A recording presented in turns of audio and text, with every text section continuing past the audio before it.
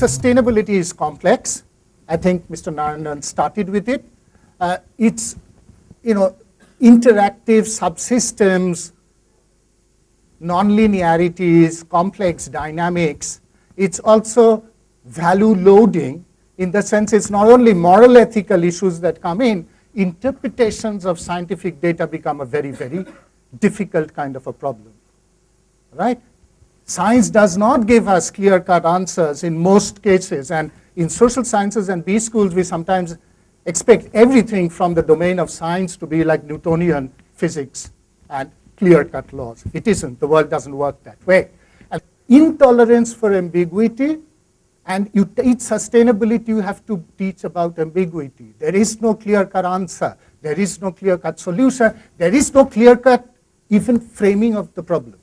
There is a very, very strong faith in the possibilities of technological change. So they'll say, Prof, hold it. Technology will solve.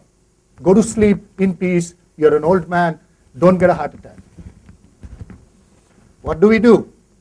Yes, these are issues you have to engage with. Can technology deliver? Can technology deliver 100 years from now? Who knows? You and I, my students won't be there. But that's something we have to deal with. But that, I think, is a very positive sign, that in the sense inherent in them, they believe that there are solutions possible. That's going to make them go and search for technological solutions, innovations. Maybe they'll learn it a little later. What do I do in the classroom? I have found probably a good way to do it is shock them. Some of you may have heard of a chap called Herman Daly. Herman Daly, when he was in the World Bank, got into a scrap with them, left, went to Maryland. He tried to get a book published from the MIT Press. The MIT Press reneged on a written contract and took the book away because he drew one diagram. I don't tell them about Herman Daly to begin with. I show them the diagram, and then I make a very provocative statement. The diagram that Daly tried to get into a World Bank Development Report 1992, for which he got into a scrap, he had been asked to edit it out, was two little circles. First circle, both the circles are the globe. In the first circle was a little square, the economic system. In the next circle was a much bigger square, economic growth, which was hitting the circumference, just about. Right? And then I tell them that, look, in my opinion, growth for the sake of growth is the ideology of the cancer cell. This kind of shocks them. That in a B school, what is this nut trying to tell us? There's about 5 seconds of stunned silence, and then they start almost physically clawing me. Now, how can you say this? This is like blasphemy of the worst order. But there are other ways too. They like techniques. So one way we can do is you start with systems. Don't tell them about sustainability. Do a little trick. Tell them about complex dynamics, nonlinearities, chaos theory, catastrophe. They love techniques.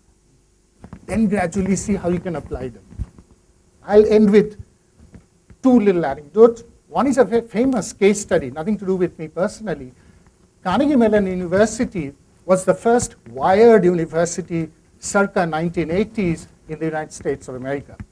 Dick Quandt was the president, and he has a famous statement. They have their own case study on their own university. He said, moving faculty is more difficult than moving a cemetery. People who are in the faculties will know how we resist kind of any change. What he did was, he hired a change agent. Faculty shot him down saying that you're wasting money. He surreptitiously hired a computer professor, assistant professor on the tenure track. He could be kicked out any time. All right, computer science, who was chosen not for his computer science skills, but for his people skills. And he was given an agenda of 1 year to go individually over coffee. He was like a spy, a secret agent to convince faculty. That's a brilliant kind of a case study of change, and that could be repeatedly used again, provided, put it in a different context about sustainability. In terms of personal experience, I know in India sometimes we say if things are not working and you really want to make an impact, get a foreigner in. Apologies to our foreign friends. Get a foreigner in, that'll do the trick. Now, I'm going to name the university. About 10 years ago, a dean who was of Indian origin, but I didn't know him, he found me out. Olin Business School, Washington University in St. Louis, came to me and said, can you take a sabbatical, come to me and teach a course on sustainable business, challenges for business. So I said, why? He said, the chancellor of the university has set up a sustainability center. The director to which all the deans of the schools report, and the business school has been resisting that. They've done nothing. They won't let me hire anybody. The only way I can do it, if I try to get somebody from XYZ, they're going to say, why here, why X, why not ABC? Get somebody from India, a reputed institution, and you can probably change it. I went there was an excess demand for the course. I taught it a couple of times, came back, and he was allowed to hire 2 or 3 people in the business school to try and teach. Everybody likes quotations. What I think really sort of struck me, whenever I talk of sustainability, I think of Alice in Wonderland. It's a bit of a wonderland for all of us. And the dormouse being asked by Alice, which is the way to go?